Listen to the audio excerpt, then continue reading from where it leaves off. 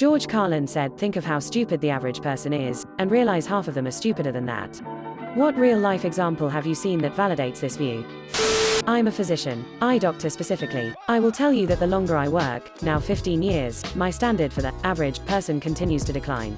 Case in point, thanks to the awful information filtering out there, I had a patient just last week who read that vitamin D helps you resist a coronavirus infection. Well, he had also read that you can get more vitamin D by getting more sun. So he wanted to collect as much light as possible with his eyes. As a result, he stared at the sun for a solid 60 seconds and burned holes directly into his retinas, permanently reducing his vision with no chance at future improvement. This is awful, but it is also hilarious. I am sorry if you had to explain to this person what they had done. Not me, I wish I could have been there to witness that. That's awful. On a similar note, my in-laws are the sweetest people but very uneducated. They were babysitting my 1 and 3-year-old during the last solar eclipse, and before I left I asked them to not let the kids look at the eclipse because it can hurt their eyes. I mentioned it because I could see them thinking the eclipse was cool and showing the kids. Instead they got all serious and said they'd been watching the news and they keep saying how strong the sun will be during the eclipse, so they had already decided to keep the blinds closed all day and not let the kids go near the windows because they were afraid they'd get sunburns inside if the sun was going to be that strong. Overreaction is better in this case than underreaction. I completely agree. I should have said that. I didn't even bother trying to explain it to them because I'd rather they take that attitude. I used to work in travel and the amount of people that did not understand the following was staggering. You cannot take a 3 to 7 round-trip night cruise from Miami to Australia, and no, your friend did not just book this. No, there are in fact no ocean-bound cruises leaving from Arizona. You cannot take a cruise from Miami to Hawaii and back in 7 to 10 days. No, the airport is closed due to hurricane, flood, ice, and you cannot demand a flight on a different carrier out of the same airport in the next hour. Also no, you did not just see someone book this. Yes, it is a shorter flight for your friends from East Coast US to the Caribbean than you in Europe, and no, nobody can change that. Yes, I will need your DD-214 to confirm a military rate. Know your word, we're in a covert unit, will not suffice, and no, I am not disrespecting the military because I cannot simply take your word for it. Yes, if a passport, visa, travel, vaccinations are needed for you to travel, you will need it, and no, a manager cannot override this as it is a government requirement. I have been doing this for 6 years and know your friend's neighbor's hairdresser's roommate's cousin's mailman does not know more about this than I do. Okay, just imagining a full-grown adult trying to convince you they were a super secret spy has me cracking up. Oddly enough, that happened on more than one occasion. Lol.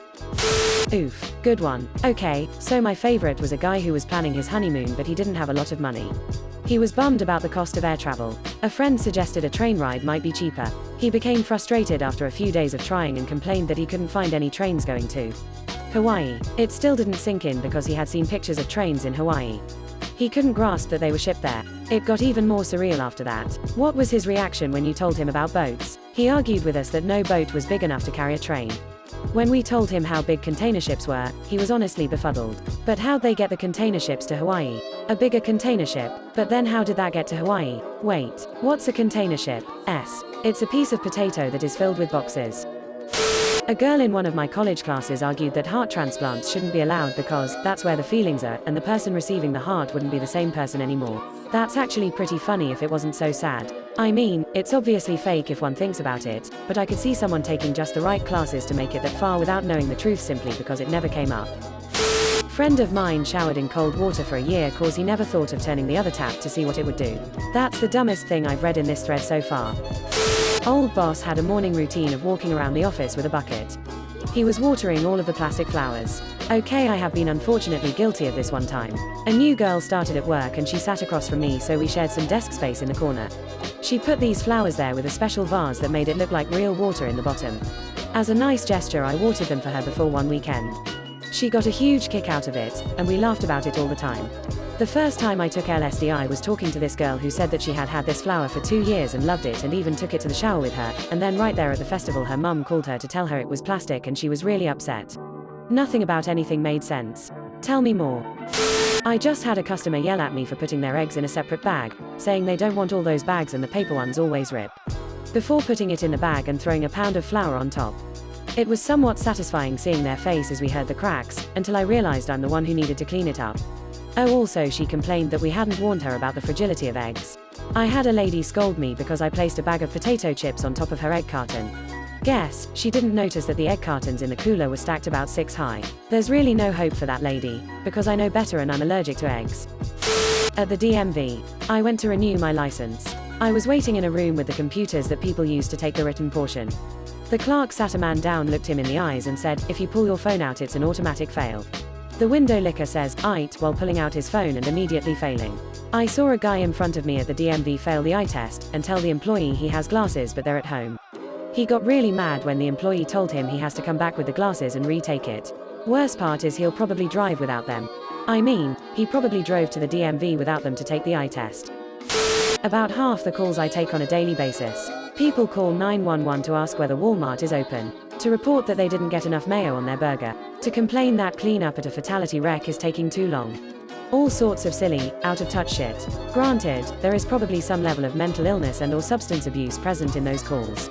But still, sounds like this can be an entire Ask Reddit thread itself. At the start of working from home due to COVID, I had a few users submit tickets for connectivity issues. These tickets got through 2 lines of support before landing in my queue. Turns out that the corporate Wi-Fi doesn't follow you home and you need home internet in order to connect to the VPN. I recently spent 20 minutes on the phone with a board member, trying to diagnose why his camera wasn't working for our online meetings. Funny thing, you have to actually have a camera in order for it to work. Funny you mention this, I work in IT as well and had an employee just last week complain that her speaker's volume was too low. Turns out she didn't have speakers and the sound was coming out of the tower under the desk. Yeah, under the desk is definitely too low. I used to manage a retail store that sold teen clothing, so as expected, I primarily had teens working for me. One employee came to the back room while I was on break and asked what I was eating. Somehow the topic turned to how I should have brought chicken for lunch because she wanted chicken. I told her I was vegetarian and therefore don't eat meat. She tells me chicken is not meat. It's poultry and vegetarians can eat poultry. She said at the grocery store the aisles list meat and poultry separately, so they're obviously different. We argued for a couple of minutes before I finally told her to go back to the sales floor. She didn't last at the job long, but damn. Wait, you should have brought chicken because she wanted some. Mom. Yeah. She would frequently try to help herself to other employees' lunches. Like I said, she didn't last long lol. You know the reason you bury a rattlesnake after you kill it is because bees will eat it, then bees can sting people with rattlesnake venom. Guy the first heard constantly trying to pick up women on public transit. That sounds like a sick superpower though. Then a bear eats the honey and it gets snake fangs and stingers on its claws. The circle of life is both gorgeous and terrifying. And our ancestors fucked those bears and now we're the apex predator. That is an origin story I could get behind.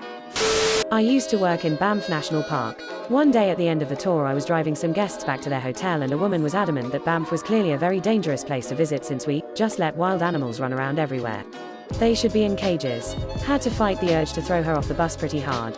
Some other gems that came up in the past include a guest insisting he needed to change money they got in BC to Alberta currency, not a real thing. A man arrived very irate that the entire Trans-Canada Highway was not lit with proper street lamps every 100 yards, that would be a stunning waste of energy, not to mention probably cost more than our national budget. A new car has lights on it. More than a few have grossly underestimated the distances involved in a country like Canada. No, you cannot drive from Calgary to Toronto and back in the same day for lunch at the CN Tower. I had a foreign exchange student from Holland stay at my house in BC. I asked him what he wanted to see while in Canada and he asked if we could go check out Niagara Falls one afternoon.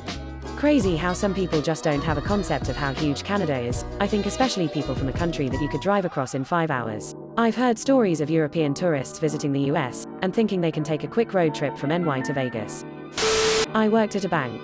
Mobile depositing had just became a thing. We received a picture of someone's cash for deposit. Yay. See bro, just wait like 2 hours and take another photo of the same cash and deposit it again.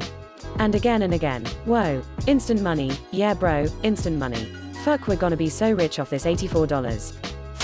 I'm an insurance claims adjuster. If you truly knew how many stupid drivers you're sharing the road with, you'd never drive again. Edit because I keep getting this question. I avoid driving whenever possible. I have a car, but I take the bus to, from work.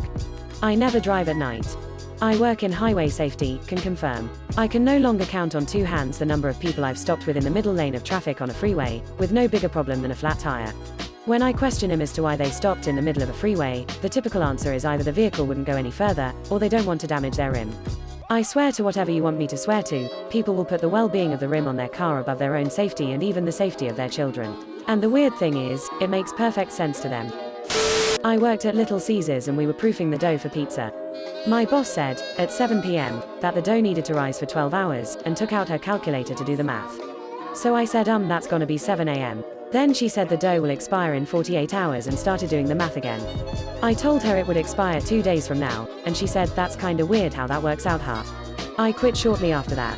The most surprising thing here for me is that Little Caesars bakes fresh dough. And actually bothers with a long leavening time.